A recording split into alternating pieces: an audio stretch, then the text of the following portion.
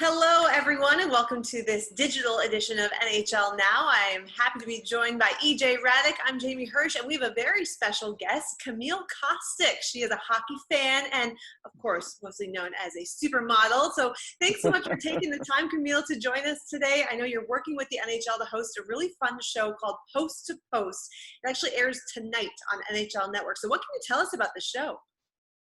Yes, I mean it's pretty much what you think it is. It's that time where we didn't really have the NHL season. We're hoping that it will be coming back very soon. Fingers crossed. We're in this time of unpredictability, but the one thing that we do know is that a lot of us have been able to stay connected with the other fans or with the other players and turn to social media. And I think it's been really, really fun during quarantine to kind of have that human connection in a sense, to be able to be like, wow, look at them at home with their kids and see that we're all in this together and we're all going through this, and how are we making the most of it. So this show is really creative, very original, putting everything together that their diehard fans and that the players have been doing alike at home, behind the scenes, all in one place, from their workouts to their pets to their babies, and how they're getting creative with some of their trick shots. So it's been fun, and it was cool to be the one thrown in the mix to kind of bring all of this together. Camille, you're right. I mean, when you think about all the different posts we've seen from all different people in hockey, it has really been interesting. You've had a chance now to go through a lot of these. What are the favorite types of posts that you see? Do you like seeing the things behind the scene in someone's home? Do you like to see the pets? I mean, what are the favorites for you? I don't want to give too many spoiler alerts, but there is a champion. We like to say this is our quarantine version of the Stanley Cup. So, of course, we had to bring competition into this. There's not games through for right now. So we made this the competition aspect. Someone had to be the winner. Was it going to be a player? Was it going to be a fan? You'll have to watch and find out. But I think the coolest part about it was just seeing, I always am drawn to, I think a lot of us are, because you always see them spike with millions of views, whether it's on Instagram or YouTube, when people get in their backyards and they'll like drop a ping pong ball and they'll create all these contraptions for their house, and then it somehow ends up in a solo cup. Those have been my favorite videos. So you guys will have to see who ends up winning. But personally, I like those because I can't even believe how anybody sets them up. And I almost wish they would tell us how many hours it took instead of just showing us the final product. But I think those are my kind of favorites. Yeah, and I'll be curious to watch the show tonight to see if you also include mascots in those videos, because I would say Gritty, with I think 2 different videos, was the most impressive that I've seen in terms of the solo cup and the ping pong ball. Really awesome. He didn't let me down.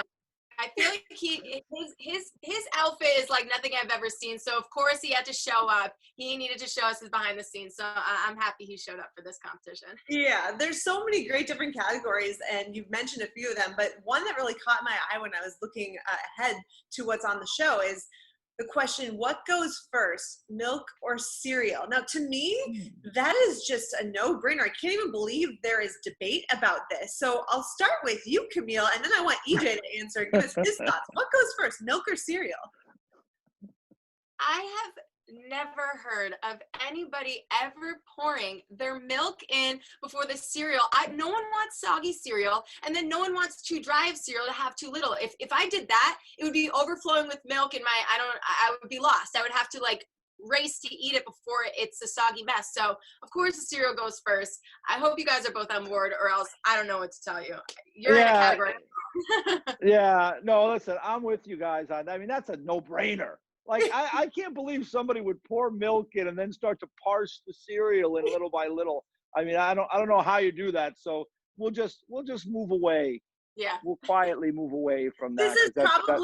This is probably one of those things where Gritty might also be involved, though, right? I mean, he would be the kind of person or mascot to pour milk first. Right. I agree with you there. Yeah. I don't think there's any doubt. If it's something odd, Gritty is involved with that. So let me ask you this. How did this all come together for you in terms of putting all this together or being involved with the show, which we're going to have tonight right here on the NHL Network on Tuesday night? Yeah, I say this all the time. This, like all sports, NHL specifically, it's really about the community. So it's kind of one of those things that once I was welcomed in and I got to be a part of, the top of Game 5, being one of the openers, I never thought I would ever see that day coming. That was really, really cool to dance alongside the Stanley Cup, because we know that I'm all about that never not dancing life. And then had the opportunity to be a part of the NHL awards. I've grown up just loving hockey, and that never changed I grew up watching my siblings play, and then taking it to the big leagues and sitting on the side and watching them, go out on the ice. I don't like people stopping. I like picking up and going. I like the action. I encourage the fights. But it was one of those, as soon as I met these guys behind the NHL, I love that they always keep me top of mind whenever they have things to get me involved with. So as soon as this show came about, they wanted to know if I was interested. Of course I was in. I was like, you guys are my people. I love this community. Every time we create something, it's always so good and it makes the people happy. So anything to help kind of raise the positive polarity of everything going on right now, count me in. I'll be smiling. I'll be cheering everybody on, even if, from my house and it's to the social media videos. But that's how it all came about. And I was like, without hesitation, I'm in, get me involved. And then I loved, checking in with you guys and stuff. That's awesome. And we so appreciate your willingness and your positivity here. Besides, of course, doing this show and also coming up with some pretty great TikTok videos that I've seen on your social pages, what has been keeping you busy these days? What are you up to? You know what? I think it's almost the opposite. Keeping busy, but in a way that I'm not having to pack up my bags and head to the airport and be at the next place and, just like watching the days go by. It's been an awesome time to truly reflect. And I do this thing where I go around to universities and I talk about self-acceptance and body image and manifesting your life and journaling and the art of reflecting. And that's really been a time for me to walk the walk if I'm going to talk the talk, because I'm somebody who likes to go. I'm someone who's like constantly capitalizing on opportunities. So this has been such a time for me to really reflect on how far I've come in life, not even just, career-wise, but just where I am at this time. Where do I need to check in with myself? I need to check in with my friends, check in with my family, have this time with my boyfriend where we're home for consecutive months at a time, and being able to do things like take walks and even just take a bath, read a book, unplug the phone and the computer, not have to be, just get to be present in the moment of now. And I don't know if that sounds a little silly to a lot of people, but I've definitely been busy with work, and, look at how we're always able to create stuff constantly with Zooms and interviews and stuff like that. But it's really, really been an awesome time to just enjoy what's going on right now. And, I'm fortunate enough that myself and my family and Rob and my friends have been healthy during this time. So, our next step was, it's one of those things the irony of it, putting the mask on first before you help somebody else. We were able to be okay right now. So Rob and I immediately resorted to how can we help places. And, I'm coming live from New Jersey right now. One of the first places we sent masks into to kind of help facilitate PPE when it was such a low at the start of this, over here in New Jersey and New York. We were like, let's get masks in. So, we got 10,000 here. We had 10,000 back home in Boston. And we just supplied another 20,000 around the state of Connecticut. So, wow.